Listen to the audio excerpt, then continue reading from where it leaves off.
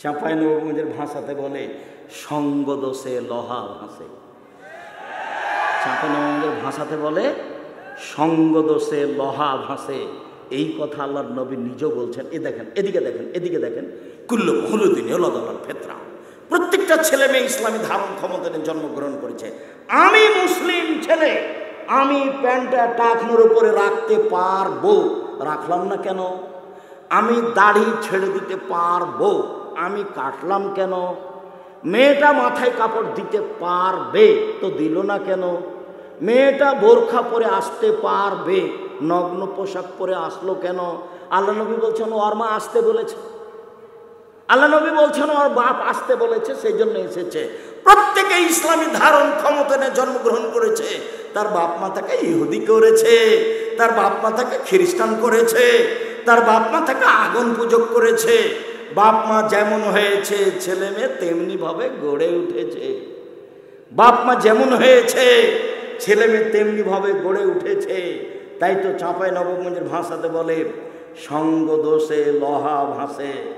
পরিবারের দায়িত্ব পালন করেন, উপদেশ বইটা পড়েন, আদর্শ পরিবার বই পড়েন, আদর্শ নারী বই পড়েন।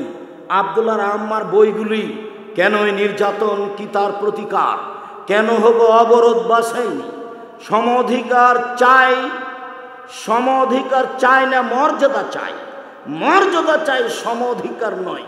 এগুলো দেখুন, আমাদের দিনী ভাই বোনদের কল্যাণে এগুলি করা হয়েছে।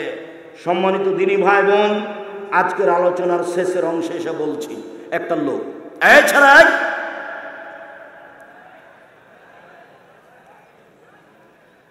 একটা লোক বলছেন আল্লাহর নবী মা হাক্ক জওজাতে আহাদেনা আলাইহি, আমাদের স্ত্রীরা আমাদের কাছে কি পায় এটা জিজ্ঞাসা। আমাদের স্ত্রী যারা তারা আমাদের কাছে কি পায় এটা জিজ্ঞাসা। আল্লাহ রাসূল একটু বলেন তো, আমরা স্ত্রীদের কি করব, ওরা আমাদের কাছে কি পায়? এবার সিরিয়াল শুরু হয়ে গেল। এক, তুতে মাহায় যাতায়ামতা, তুমি যখন খাবা বউকে খাওয়াবা। এক। দুই, তাকসু হয়ে যাতা সেইতা, তুমি যখন পরবা কাপড় বউকে পরাবা। তিন, ওলা তজরিবিল ওয়াজহা, মুখে মারবা না, মারাই যদি লাগে মুখে মারবা না। চার, ওলা তুকাব্বে, বউকে কটু কথা বলো না। কখনো বলা যাবে না তোমার ঠোঁটটা কালো, কখনো বলা যাবে না তোমার ঠোঁটটা মোটা, কখনো বলা যাবে না তোমার চেহারা কালো। একবার বললে 10 বছর ভালোবাসবে না। খালি প্রশংসা করতে হবে, তুমি খুবই সুন্দরী, তোমার মতো কোনো নারী দেখি না, সারা রাত পাটি পে দিবে। আল্লাহ রাসূল বলছেন কখনো কটু কথা বলো না। ওয়ালা তাহাজুর ইল্লা ফিল বাইতে, বউকে নিজের বাড়ি ছাড়া কোথাও যেতে দিও না। মায়ের বাড়ি যেতে পাবে না, খালার বাড়ি যেতে পাবে না, ফুফুর বাড়ি যেতে পাবে না, এখানে সেখানে যেতে পাবে না, বিবাহের বাড়ি যেতে পাবে না, জরুরি প্রয়োজন ছাড়া বাড়ি ত্যাগ করতে পাবে না, এই কথা বলে দাও। আয়েশা রাদিয়াল্লাহু তাআলা এখানে থাকেন স্বামীর বাড়িতে, আর বাপের বাড়ি হলো ওইটা, এখানে দেখা যাচ্ছে একটু দূরে। তা আয়েশা বলছেন আল্লাহর নবী এই পরিস্থিতিতে আমি আমার আব্বার কাছে যেতে চাচ্ছি। যান। আয়েশা কম বয়সের মেয়ে, ঝামেলা বেঁধে গেছে, বদনাম, এর জন্য বাপের বাড়ি যাবে, স্বামীকে না বলে যেতে পারছে না। আয়েশা রাদিয়াল্লাহু তাআলা আনহা বাড়ি থেকে বের হতেন না। আপনার স্ত্রী দুর্ঘটনা ছাড়া বাড়ি থেকে বের হতে পারে না, বের হলেই প্রমাণ হবে আপনি কাপুরুষ। কই, আমাদের তো চলে, আমরা হাটে যাই না, বাজারে যাই না, দোকানপাটে যাই না, আমরা তো বেঁচে আছি। আমি তো কোনোদিন চায়ের স্টলেই বসিনি। আমার মা আমাকে যখন বাড়ি থেকে বের করতো তখন বলতো, এক, দোকানে বসিও না। দুই, প্রাইভেট পড়ায়ও না। তিন, কারোর সাথে বন্ধুতালি করো না। চার, মানুষের বাড়িতে দাওয়াত খায়ও না। এই চারটা বলতেন, কিন্তু একটার ব্যাখ্যা করতেন, বাকি বলতেন না। একটা বলতেন, দেখো কারোর সাথে যদি বন্ধুতালি করো তাহলে একদিন বন্ধুত্ব নষ্ট হয়ে যাবে, ও পেটে ছুরি দিয়ে পালিয়ে যাবে। খবরদার, বাড়ি থেকে বের করলে 4টা কথা বলতেন। 1, দোকানে বসিও না। 3, প্রাইভেট পড়ায়ও না। 4, বন্ধুতালি করো না। 5, মানুষের বাড়িতে দাওয়াত খায়ও না। এভাবে বলতেন। আর যত ফকির বাড়িতে আসতো ভিক্ষা চাইতে, সবাইকে বলতো আমার ছেলের জন্য একটু দোয়া করি। যত ফকিরকে ভিক্ষে দিত। আমার মায়ের এই দুটা গুণ আমি খুব ভিন্নভাবে বুঝতে পারি। সম্মানিত দিনী ভাই বোন, মা ভালো হলে পরিবার ভালো হবে, এই কথাই ঠিক। আব্দুল্লাহ খুব শক্তভাবে বলছে, জেরুজালেমের এই অবস্থা ঠেকাতে হলে আবার সালাহুদ্দিন আইয়ুবের মতো ছেলে জন্ম দিতে হবে। যাকে আপনি জন্ম দিয়েছেন সে হলো বড় ডাক্তার, পিজি হাসপাতালের ডাক্তার, ও প্রেসক্রিপশন মিথ্যা করে লেখে, ও ধোঁকাবাজ, ও ডেরনে পড়ে মরুক। ও দিয়ে জাতির ক্ষতি হয়, ও দিয়ে জাতির ক্ষতি হয়, ও দিয়ে জাতি ক্ষতিগ্রস্ত হয়। যদি জেরুজালেমের এই অবস্থা ঠেকাতে হয়, আবার সালাহুদ্দিন আইয়ুবের মতো ছেলে জন্ম দিতে হবে। পরহেজগার সৎ মাকে দিতে হবে। দিন রাত মাকে বলতে হবে, তোমার কাছে একটা উপযুক্ত ছেলে ভিক্ষা চাচ্ছি, যেই ছেলে দেশ বিদেশের অন্যায়ের বিরুদ্ধে লড়তে পারবে, যার সামনে পৃথিবীর কোনো সমস্যা টিকবে না, সালাহুদ্দিন আইয়ুবের মতো করে সবকে ধূলিসাৎ করে দিবে, এরকম চাচ্ছি তোমার কাছে। এইভাবে মায়ে বলবে। যেই মা টিভি চালু করে দিয়ে ইন্ডিয়ান গান দেখে আর ছেলের হাতে দিয়েছে একটা মোবাইল, ও গেমস খেলছে ছেলে, আর মা এখানে টিভি দেখছে, ওর পেটে যে বাচ্চা আছে সেটা আস্ত শয়তান। ছেলে গেমস দেখছে। আল্লাহ রাসূল বলছেন, মাল্লাইবাবে নারদেশের ফাঁকা দাঁত খালি ইয়াদু ফিদামে খিঞ্জির, কেউ যদি চৌসা, ছক্কা, লুডু, দাবা, পাঞ্জা, ক্যারামবোর্ড, তাস, গেমস এসব খেলায় যে অংশগ্রহণ করলো, সে তার হাতকে শরীর শুকুরের রক্তে ডুবিয়ে দিল। আমি এই কথা বলি না, আল্লাহ নবী বলছেন। এই ছেলে তোবা করে উঠবে, আমি কান ধরতে বলিনি, তবু কান ধরে বলবে আস্তাগফিরুল্লাহ বলে, জিন্দেগিতে আর কোনোদিন ক্যারাম বোর্ড খেলবো না। আর একবারে গিয়ে যে ক্যারাম বোর্ডটা আছে তাকে লাথি দেবে, লোহা দিয়ে ভেঙে ফেলে চুরমার করে দেওয়া। আর বাড়িতে যে তোমার মা যত প্লেট আর এই গামলা এগুলো সাজিয়ে রেখেছে, যত কাঁকড়া ফাঁকড়া আছে, সবকে ফেলে দিয়ে ঘুমাবা। যদি থেকে যায় ঘুমাও, তুমি মুনাফেক, তুমি আমার বক্তব্যের সাথে মুনাফিকি করেছো। তোমার মা তোমাকে যেন ঠেকাতে না পারে, কল্যাণপূর্ণ কথাই কল্যাণপূর্ণ কাজে। সম্মানিত দিনী ভাই বোন, জাতির যদি রাস্তাঘাট করে দিতে না পারি, জাতির যদি স্কুল কলেজ করে দিতে না পারি, জাতিকে চূড়ান্ত সঠিক ধর্ম দিতে পারবো ইনশাআল্লাহ। সম্মানিত দিনী ভাই বোন, শেষে চলে আসলাম। আল্লাহর নবী বলছেন, মুআয ইবনে জাবাল বলছেন, আল্লাহর নবী বললেন, শোনো, 1 লা তুশরিক বিল্লাহি ওয়া ইন কুতিলতা ওয়া হুররিকতা, জ্বালিয়ে দেওয়া হলেও জ্বলে যাবা, শিরক করবা না। হত্যা করা হলেও নিহত হয়ে যাবা, শিরক করবা না। ভারত, বাংলাদেশ, পাকিস্তানের অফিসে, আদালতে, কোর্টে, কাচারিতে, শিক্ষা প্রতিষ্ঠানে, বাড়িতে, রাস্তাতে, ঘাটে, সব জায়গাতেই শিরক চলছে। 2 লা তাউক্কানা ওয়ালিদাইকা, বাপ মায়ের বিরুদ্ধে যাওয়া না।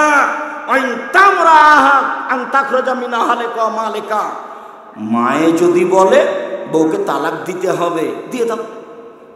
মায়ে যদি বলে চাকরি ছেড়ে দিতে হবে, ছেড়ে দাও। এই ছেলে দেখবা, বাপ মায়ের কথা মানাটা দেখবা, দেখো তো তোমার মনে পড়ে কিনা। এদিকে দেখো, এদিকে দেখো, কে বাড়িতে আছে? জি না। কোথায় গেছে? শিকার করতে গেছে। কখন আসবে? সন্ধ্যায় আসবে। কেমন আছো? খুব একটা ভালো নেই। ও আচ্ছা আচ্ছা আচ্ছা আচ্ছা আচ্ছা, ঠিক আছে, আসলে সালাম দিও, চৌকাট পাল্টে দিতে বলিও। সন্ধ্যার সময় এসেছেন ইসমাইল আলাইহিস সালাম। কি ব্যাপার, কেউ এসেছিল নাকি? জি, একজন বৃদ্ধ মানুষ এসেছিলেন। কি বললেন? সালাম দিয়ে বললেন বাড়িতে আছে। আমি বললাম নেই। কোথায় গেছে? শিকার করতে গেছে। কখন আসবে? সন্ধ্যায়। কেমন আছো? আমি বললাম খুব একটা ভালো নেই। উনি কি বললেন? বললেন যে আসলে সালাম দিও, চৌকাট পাল্টে দিতে বলিও। ওহো, তিনি আমার আব্বা, তিনি ইব্রাহিম আলাইহিস সালাম, তিনি তোমাকে তালাক দিতে বলে গেছেন। ইলহাক ইলাহালেক, তুমি তোমার বাপের বাড়ি চলে যাও। কত বড় চাকরি দেখার সুযোগ নেই, কত বড় সুন্দরী ভাবার সুযোগ নেই। আমার বাপ যা বলেছেন তাই হবে, 19-20 হবে না। বাপের কথা, মায়ের কথা।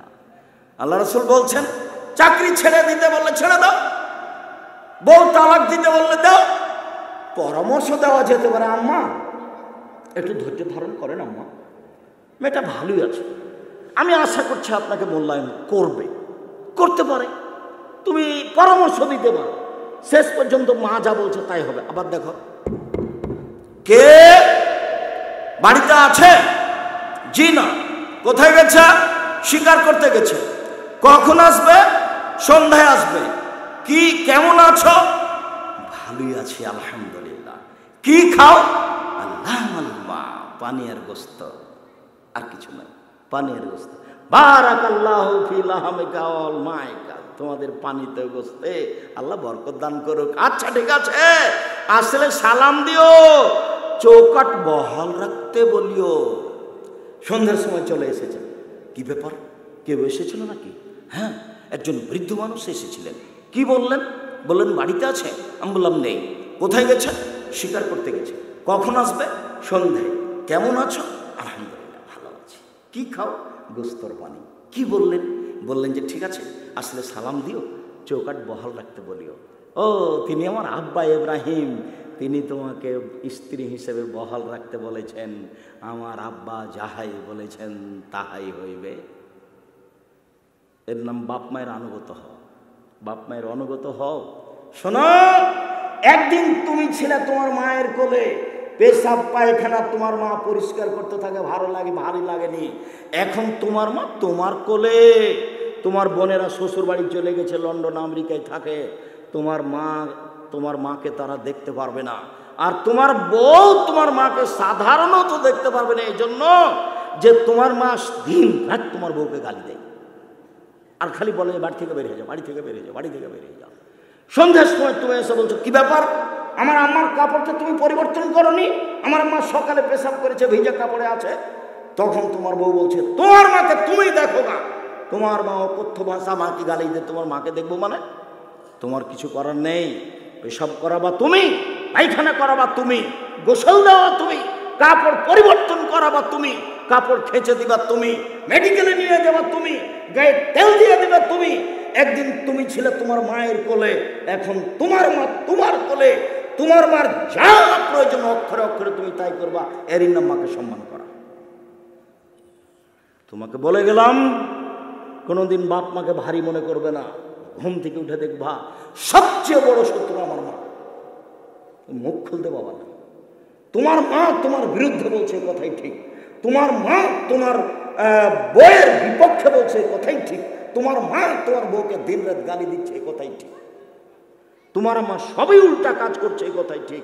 তারপরে তুমি মুখ খুলতে পাবা না। রাজশাহীর মেয়র একদিন ডাঙ্গিপাড়া গেছে, তো শাহ মকদুম থানার ওসি, এদিকে আমার দিকে দেখেন, ওসি মেয়রের সামনে এভাবে দাঁড়িয়েছে, দেখো তো, এভাবে বলছে, স্যার এখন আমরা কি করব স্যার? তার পাশে বসে আছে, যে ব্যাপারটা কি রে, এটা তো বাপ মায়ের কাছে, এইটা কেন এখানে? আমি তো অবাক হয়ে গেলাম।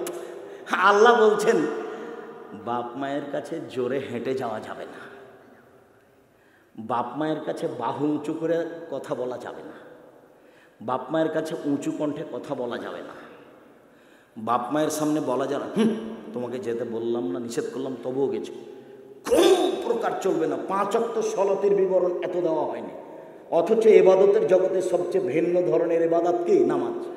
এরপরে কোরআনে এত শক্ত বিবরণ আসেনি। বাপ মায়ের যখন কথা এসেছে, তুমি একবারে অক্ষরে অক্ষরে কিভাবে তার সামনে হেঁটে যেতে হবে এটা এসেছে, হাতখান তেমন কেমন থাকবে এটা এসেছে, কণ্ঠটা কেমন হবে এটা এসেছে, একটু জোরে বলতে পাওয়া যাবে না এটা এসেছে, একবারে বিস্তারিত এসেছে। তার নাম বাপ মা। তো ওসি এভাবে আছে, স্যার এখন আমরা কি করব স্যার? আর দৃশ্য দেখে অবাক হয়ে গেছে, এ তো বাপ মায়ের সামনে, এইটা কেন এখানে? তার মানে সমাজে মানুষ এভাবে মূল্যায়ন করে, কিন্তু আসলে কাকে মূল্যায়ন করতে হবে? মাকে, বাপ মাকে। আল্লাহ কথা বলছে, মায়ের পায়ের নিচে জান্নাত, এ হাদিস ঠিক।